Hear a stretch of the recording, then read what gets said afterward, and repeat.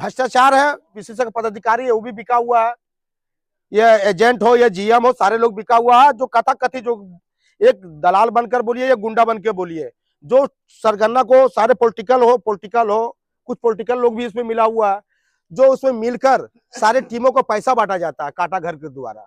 और वो लोग नहीं चाहता है कि वहां से कांटा हटे, वो लोग नहीं चाहता है कि स्थानीय को रोजगार मिले। तो कहीं ना कहीं देखिए, जब तक कोई आंदोलन नहीं करेगा, इसका आवाज नहीं उठाएगा, आवाज उठाने वाला है कहाँ? जब तक आवाज नहीं उठाएगा तो बेरोजगारों को रोजगार कहाँ से मिलेगा? आज ग्रामीण लोग तरह तरह कर रहा। आज आउटसोर्सिंग के आड़ पर 12 नंबर को उजाड़ दिया गया, आउटसोर्सिंग के आड़ पर भौरा 4 नंबर को उजाड़ दिया गया, आउटसोर्सिंग के आड़ पर संजीव शर्मा जैसे लोगों पर गोलियां चलाया जाता है प्रदूषण का आवाज उठाने के पास।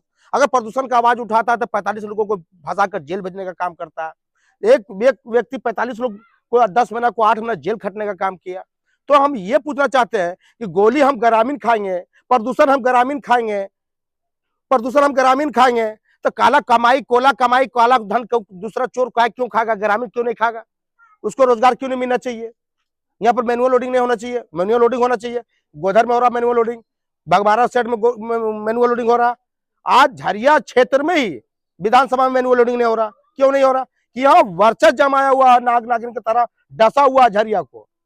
कभी भूमि धसान हो जाता, उसका आवाज उठाने वाला कोई नहीं है।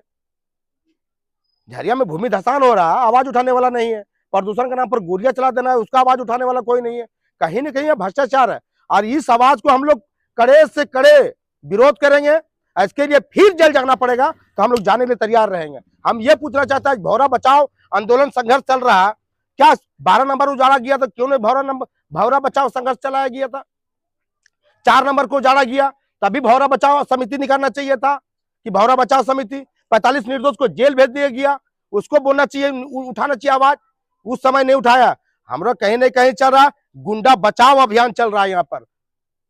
भौरा बचाओ, हाँ, और सोसिंग के पक्ष में वो लोग, और सोसिंग एलबी सिंह चला रहा। कौन चला रहा है? छुपा हुआ थोड़ी है कि कौन चला रहा। ये हम ये पूछना चाहते हैं, सीएमडी साहब को कानून में आवाज भी जाना चाहिए कि भौरा प्रदूषण पर लगाम कसना चाहिए, हैवी ब्लास्टिंग पर लगाम कसना चाहिए। यहाँ पर देखिए कहीं ना कहीं भ्रष्टाचार है मिला हुआ है, तब ना आवाज नहीं उठा रहा। आवाज उठाना चाहिए, आज आवाज नहीं उठा रहा, गलत का विरोध नहीं कर रहा, साफ जाहिर के भ्रष्टाचार है। ये मीडिया के माध्यम से हो या पदाधिकारी के माध्यम से, छुपा हुआ नहीं है। हम ये पूछना चाहते हैं कि आज भौरा बचाओ संघर्ष समिति चलाया जा रहा, क्या उस समय कहां था जब एक संजीव शर्मा का बेटा गरीब परिवार को गोली मार दिया जाता? वो समय कहां था जब 45 गरीब निर्दोष को फंसा कर जेल भेजने का काम करता? वो समय कहां था? क्या बंदूक नोक पर माइंस चलाया जा रहा? हम ये कहना चाहते हैं कि अगर सच्चाई है तो आवाज उठाता।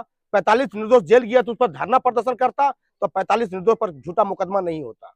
देखिए हम लोग चक्का जाम करेंगे और इस पर सारा निर्णय हमारा सांसद श्री ढुलू महतो लेंगे। हमारे पहले तो मैं बोलना चाहूँगा, मैं कोल वर्कर भौरा एरिया का अध्यक्ष, और जैसे हमारे ढुलू महतो के आदेश पर यहाँ पर बोला गया था कि मैनुअल लोडिंग होगा। हम लोगों ने बीएसएसएल के जीएम ऑफिस में जाके एक बार बैठक भी किया, दूसरा भी बैठक हुआ, लेकिन वो विफल हो गया। बार बार आश्वासन देने के बाद भी अभी तक मैनुअल लोडिंग नहीं हुआ। इसी के बैठक पर हम लोग ये बैठक रखेंगे, एक प्रेस कॉन्फ्रेंस। बोलना चाहते हैं कि हमारा जो सांसद महोदय ने बोला है कि बार बार बोला जा रहा है, जीएम ऑफिस बोला जा रहा है, लेकिन हम लोग बार बार थक गए हैं। अब अगर यदि वो इस पहल को नहीं करते हैं तो अब जब तक से ये काम नहीं होगा मैनुअल लोडिंग, हम लोग अनिश्चित काल के लिए चक्का जाम करने जा रहे हैं। आगे मैंने एक पत्र देकर एरिया ऑफिस जीएम को आग्रह किए थे कि स्थानीयों को रोजगार मिले, नियोजन मिले।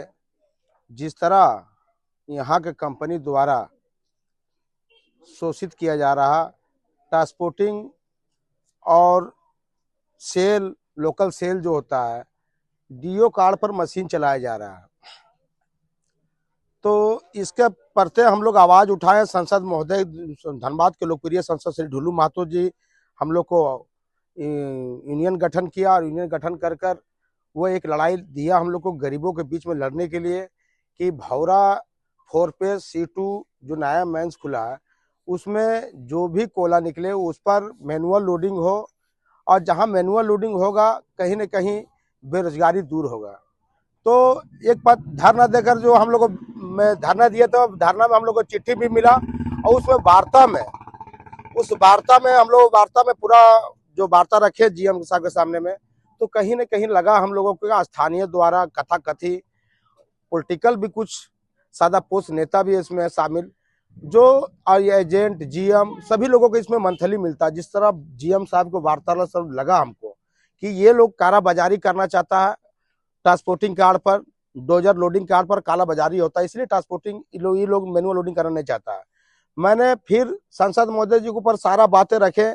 सांसद महोदय जी का निर्णय पर हम लोग एक पत्र फिर कल हम लोग सौंपे, 26 तारीख को एक पत्र सौंपे जीएम साहब के एरिया ऑफिस में जाकर कि अगर 15 दिन का हम लोग समय दिए हैं, अगर 15 दिन के अंदर डीओ अगर चालू नहीं करवाता है तो लोकल सेल हो या ट्रांसपोर्टिंग उसका अनिश्चितकालीन चक्का जाम कर देंगे।